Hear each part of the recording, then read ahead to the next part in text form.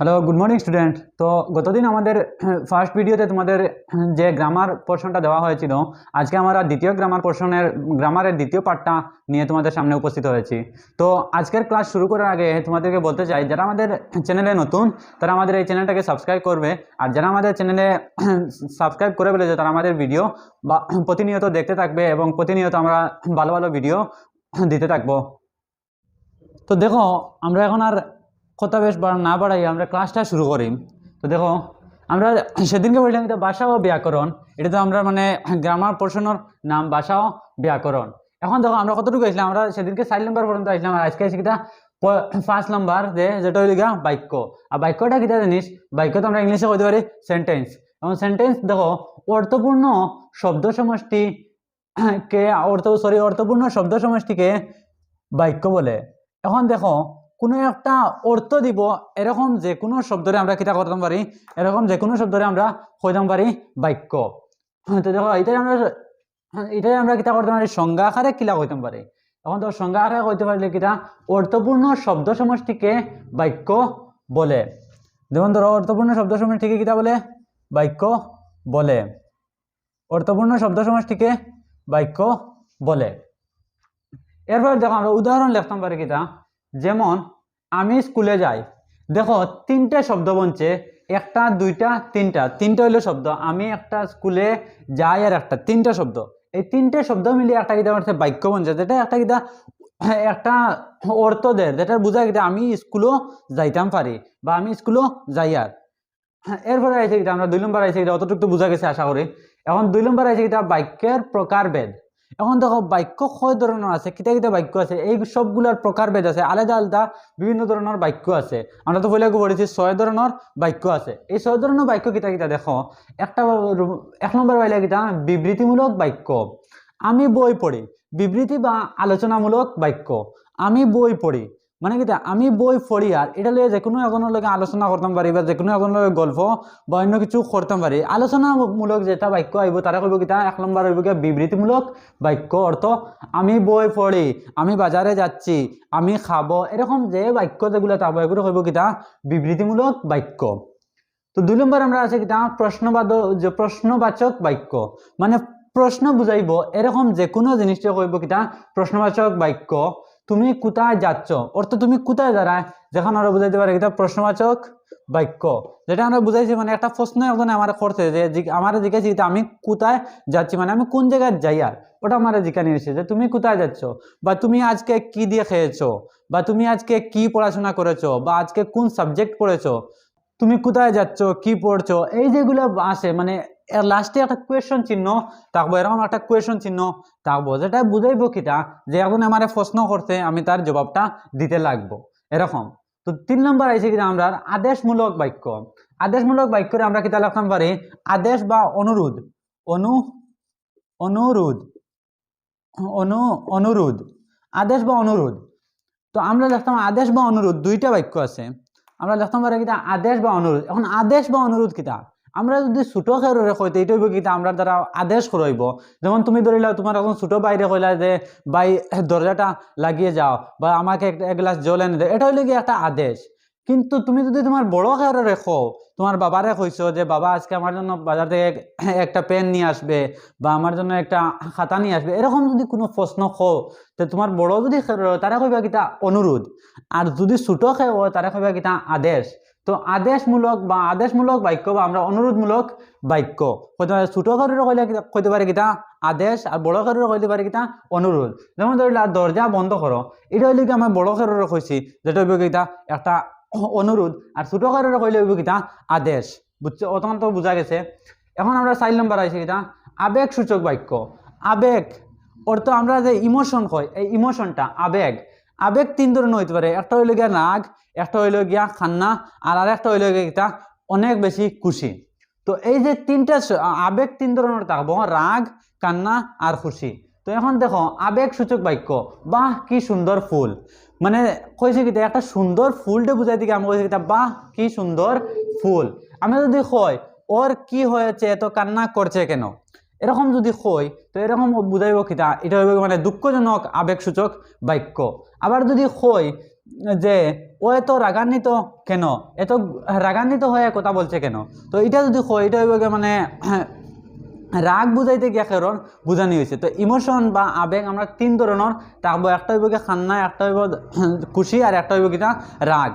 এখন আমি কইছি কিনা আবেগ সূচক বাক্য। তো এটা বুঝাই দিতা বাহ কি সুন্দর ফুল, অর্থ আমি একটা ফুল যে আমার মনটা কিটা হচ্ছে সুন্দর লাগছে, যেটা আমি বুঝাই আর কিটা যে অনেক সুন্দর ফুলটা, এটাই বুঝাইছি কিটা আবেগ সূচক বাক্য, যে এটা হইলে আমার খুশির আবেগ সূচক বাক্য। আশা করি বুঝতে পারতো। এখন আমরা এসে 6 নম্বর পয়েন্ট, ক্রিয়া অর্থ বার্ব। কাজ বুঝায় এমন শব্দকে ক্রিয়া বলে। যে কোনো একটা আমি কাম করি, আর এই কাম করা বুঝানিরে কিতা বলবো ক্রিয়া অর্থ বার্ব। এখন দেখো যেমন খাওয়া যাওয়া পড়া, আমি কোনো একটা জিনিস করি আর যেটা কিতা বুঝার একটা কাজ করিয়ার বুঝার। যেমন ধরিলে আমি বোর্ডে একটা টান দিলাম, এটা কিতা করছি আমার দ্বারা বোর্ডে একটি টান দেওয়া হয়েছে, কিতা করছি আমি একটা টান দিছি, অর্থ কিতা যে এটা বুঝাইছে যে আমি কিতা করি আর একটা কার্য করি আর। তো এরকম যেমন ধরিলে আমি খাওয়া আমার দ্বারা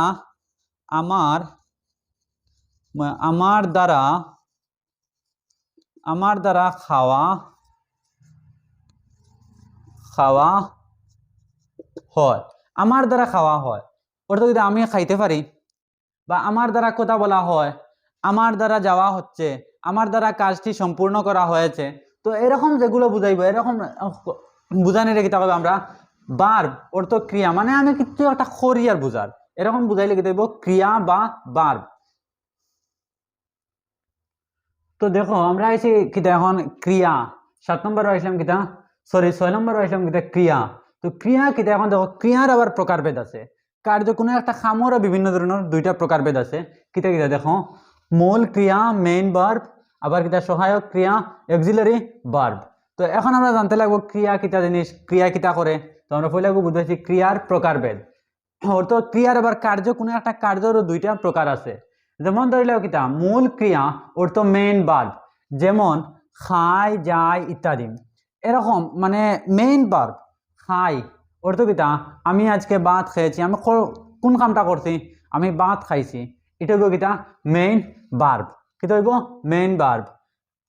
আমি আজকে বাজারে যাব, এটা হইব কিতা আমি কিতা করছি আজকে বাজারও গেছি, অর্থাৎ কিতা আমি বাজারে যাই বা যাব, এটা বুঝাইছে কিতা মেইন ভার্ব। অর্থাৎ আমার করাটা করছি কিতা আমি বাজারও গেছি, এটা বুঝাইছে আমার মেইন ভার্ব।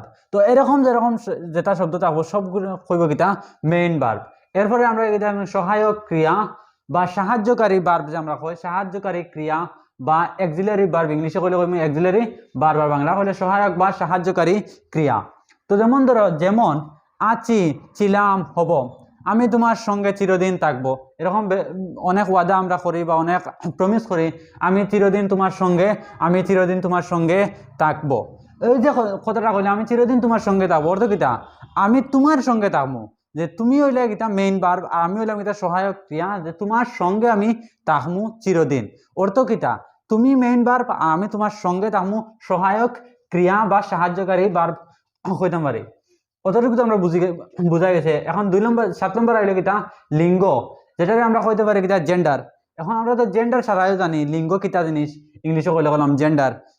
এখন জেন্ডার দেখো পুংলিঙ্গ যেটা ফিমেল, আর সরি পুংলিঙ্গ যেটা মেল, আর স্ত্রীলিঙ্গ ফিমেল। এখন দেখো পুংলিঙ্গ ছেলে রাজা, বা বাবা ভাই দাদা, এরকম যে ছেলে যত সবকিছু থাকবো সবরে কইব কিতা পুংলিঙ্গ। চাহে মানুষ হোক বা বিভিন্ন জন্তু জানোয়ার পশু পাখি যেগুলো থাকবো ছেলে থাকলে কি হইব পুংলিঙ্গ, আর স্ত্রীলিঙ্গ অর্থ মেয়ে, মেয়ে রাজা রানী রাজকন্যা, এরকম যে শব্দ থাকবো অর্থ মানুষও বুঝাইতে পারে, বিভিন্ন পশু পাখি যে কোনো জিনিস বুঝাইলে মেয়ে যদি হয়তো তারা কম আমরা স্ত্রীলিঙ্গ, আর ছেলে যদি হয় তারা কম কিতা পুংলিঙ্গ। এখন পাইলাম আমরা কিবলিঙ্গ। কিবলিঙ্গ কিতা জিনিস, এই 2টা জিনিস ছেলে মেয়ে ছাড়িয়া, যেমন মানুষ আর পশু পাখি ছেলে মেয়ে সবকিছু ছাড়িয়া, আর বাকি যেগুলো থাকবো এইসবের হবে কিতা কিবলিঙ্গ। যেমন কলম বই খাতা ডেস্ক টেবিল, এই সবগুলোর হইব কিতা কিবলিঙ্গ। অর্থ ছেলে মেয়ে ছাড়িয়া মানুষের আর পশু পাখি জন্তু জানোয়ারের মধ্যে ছেলে মেয়ে যে 2টা ভাগ আছে, এই 2টা ভাগ ছাড়িয়া বাকি যে সবগুলো থাকবো তারা হইব কিতা কিবলিঙ্গ। অর্থ ছেলে মেয়ে ছাড়িয়ে পৃথিবীর যে কোনো জিনিস যে কইব কিতা আমরা 3 নম্বর লিঙ্গ পড়ব তারা কইব কিতা কিবলিঙ্গ। এখন আমরা বচন 8 নম্বর পাইলে আমরা বচন অর্থ নাম্বার। এখন নাম্বার কিতা জানি আমরা কইলাম আমরা বচন, বচন কিতা জিনিস, বচন হলে এক বচন আর বহু বচন। বচন দুইটা আছে বা নাম্বার দুইটা, আমরা ইংলিশে পড়েছি সিঙ্গুলার নাম্বার আর প্লুরাল নাম্বার। এখন দেখো সিঙ্গুলার নাম্বার কিতা, এক বচন একটি মাত্র বুঝায়, যেমন ছেলে, যে কোনো একটা জিনিস বুঝাইব তারা কইব কিতা এক বচন। পৃথিবীর মধ্যে যত জিনিস থাকুক তার মধ্যে থেকে যে কোনো একটা জিনিস বুঝাইলে তারা কইব কিতা এক বচন অর্থ সিঙ্গুলার নাম্বার।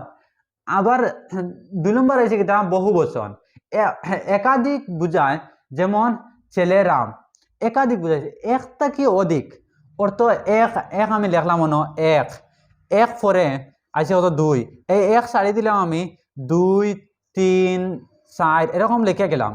এক পরে যেগুলো আইব এগুলো কি হয়েছে বাড়ি বাড়ি যার, একটাকে বাড়ি বাড়ি গেছে, তো একটাকে অধিক বুঝাইবে, এক সারিয়া এক বুঝাইলে সিঙ্গুলার নাম্বার, আর একটা কি অধিক বুঝাইলে, যেমন ছেলেরা, এরপরে বাইলে কিতা মেয়েরা, মেয়েরা, এরপরে কিতা বিভিন্ন ধরনের, মানে এক থেকে অধিক বুঝাইলে তারা কইব কিতা বহু বচন অর্থ প্লুরাল নাম্বার। আর শুধুমাত্র একটা জিনিস বুঝাইলে, যদি যে কোনো জিনিসের একটা জিনিস বুঝায় তো তারা কইব কিতা সিঙ্গুলার নাম্বার অর্থ এক বচন, বাংলা কইলাম এক বচন। আর যদি এক থেকে অধিক বুঝায়, মানে একটা জিনিস ছাড়িয়া যদি তার থেকে অধিক বুঝায়, এক থেকে হাজার লক্ষ কোটি সব কিছু হইব কিতা বহু বচন অর্থ প্লুরাল নাম্বার। তো আজকে আমরা কতটুকু দেখলাম বচন পর্যন্ত আইছি, আমরা নাম্বার 8 পর্যন্ত আইছি বচন। এরপরে আমরা আছে কিতা কারক, দেখো সরি দেখো এরপরে আমরা আছে কিতা কারক, কারক, কারক অর্থ কেস, কারক অর্থ কেস। আগামী দিন আমরা পড়িমু কিতা কারক অর্থ, বা ইংলিশে কইলে কইলাম কেস। তো আজকে আমরা অতটুকু থাকক, তোমরা যদি লেখার ইচ্ছা দেখে লিখতে পারবা, ভিডিও স্টক করে করে লিখতে পারবা, আর যেটা বুঝছো না কমেন্টও জানাইও। আগামী দিন আমরা পড়িমু কিতা কারক থাকি শুরু করমু।